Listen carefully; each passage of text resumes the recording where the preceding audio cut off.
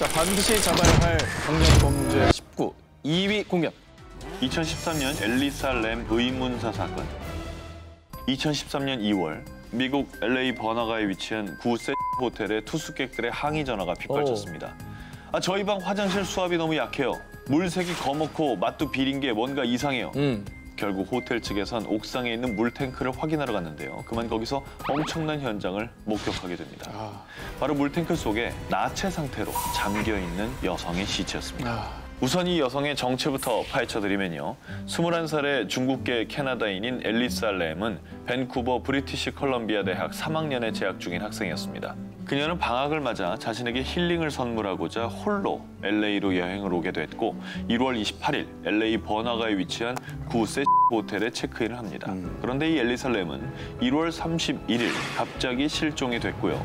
2월 13일 경찰은 한 영상을 공개했는데요. 이 영상은 2월 1일 그녀의 마지막 모습이 담긴 CCTV 영상이었습니다.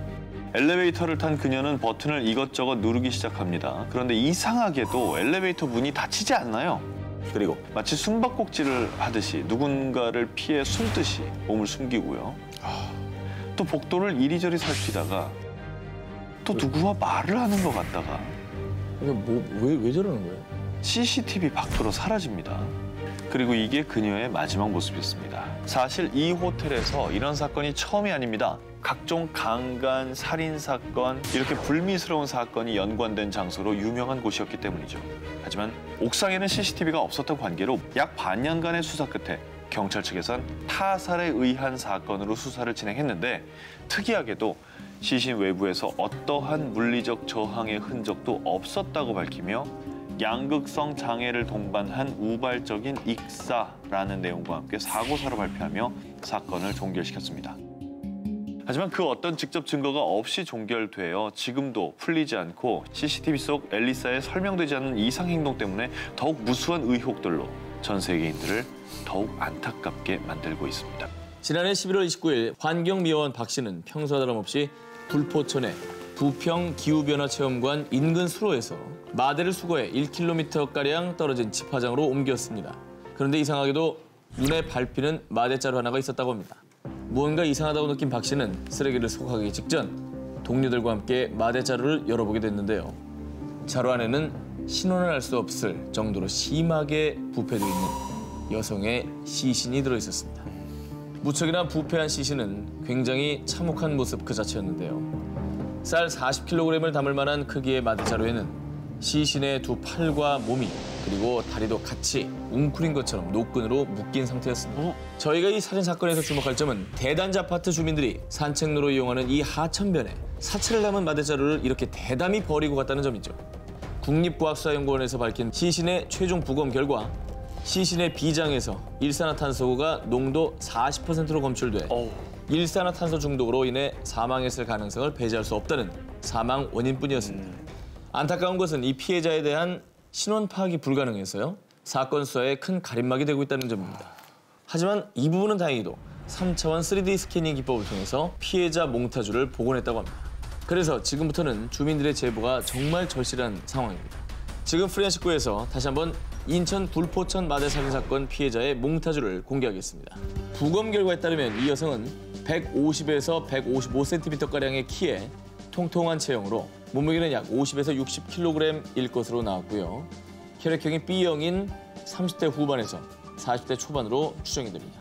발견 당시 진 스포츠걸이라는 로고가 왼쪽 가슴에 적힌 줄무늬 티셔츠와 칠부 바지를 입고 있었다고 합니다. 혹시 이 여성을 아시거나 이 여성의 가족 지인분들 혹은 불포천 마대 살인사건 현장 등을 목격하신 분들은 아래의 연락처로 제보를 부탁드리겠습니다. 경찰은 피해 여성이 외국인일 가능성도 열어두고요. 인천 지역 외국인 고용센터 등의 협조를 구하고 있는 상황입니다. 이 사건과 연관된 제보만 좀 부탁드리겠습니다. 네, 그리고요. 저희가 이 방송을 녹화한 이후에 인천 굴포천 마대 사건을 담당하고 있는 수사팀에서 연락을 주셨는데요. 인천 굴포천 살인 사건으로 알려진 이 사건이 일반 변사 사건일 수도 있으므로 여러 가능성을 열어두고 수사하고 계시다고 합니다. 하지만 무엇보다 정확한 경위는 변사자의 신원 제보가 우선적으로 확인돼야 되기 때문에요. 많은 제보를 부탁드리겠습니다.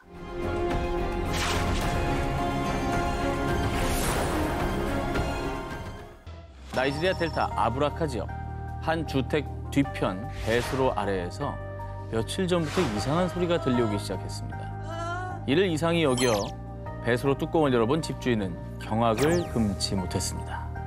배수로에? 네네. 배수로에 뭐지? 자, 충격적이게도 배수로 안에는 흉기에 찔려 사경을 헤매는 한 소녀가 있었습니다. 이 소녀의 정체는 얼마 전 실종된 이 집의 딸, 12살 블레싱 이내였습니다. 이내는 5일 전 부모님 심부름을 하기 위해 외출했다가 실종. 이후에 가족들이 애타게 이내를 찾았지만 그 어디에서도 이내의 흔적은 찾을 수 없었고요. 목격자도 범행의 단서도 발견되지 않으며 사건은 미궁에 빠졌었는데요. 그런데 배수로 안에서 실종됐던 딸 이내가 발견된 겁니다. 발견 당시 이내는 다행히 살아있었지만요. 이내의 허리와 등에는 흉기에 찔린 상처가 가득했고요. 아이고. 심지어 이내를 살해하려고 작정한 듯 이내 목에는 깊은 자상까지 있었습니다. 아니 근데 어떻게 저 상태에 살았니? 정말 살아서 다행이긴 한데 너무 끔찍하다.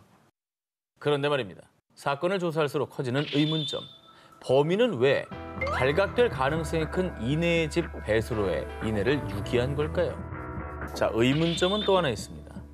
이내 발견 당시 나체 상태였던 이내의 온몸은 흰 분필가루로 뒤덮여 있었던 겁니다. 에이? 그건 또 뭐예요? 흰 분필가루는. 이상하네. 사람들은 분필가루의 정체를 이 미신을 맹신하는 범인이 일종의 사이비 종교의식을 치른 게 아닐까 추측을 했는데요. 그런데 하나씩 사건의 실마리를 풀어가려던 그때 의식을 회복한 피해자 이내의 충격 증언. 어떤 남자들이 절 납치해 성폭행했어요. 범인은 남자 3명. 이내는 범인 중 1명으로 이웃 남성을 지목했습니다. 야, 이웃 사람이 이웃 있어? 놈이 아휴. 와. 아휴. 합리적으로 보면은 피해자의 집에서 멀리 어떤 그런 그렇죠. 일을 하는 게 이제 우리가 이해하기 쉬운 방식인 거잖아요. 근데 뭐 어쨌거나 범인이 나왔으니까 일단 그 놈부터 잡아서 그 3명이 누구냐 밝혀라. 네 공범이 누구냐. 그렇죠. 하면 되지 않나요? 하지만 범인은 이미 도주한 상태였습니다. 경찰은 이 끔찍하고 기괴한 사건의 진상을 파헤치기 위해 도주한 범인을 추적 중에 있다고 합니다.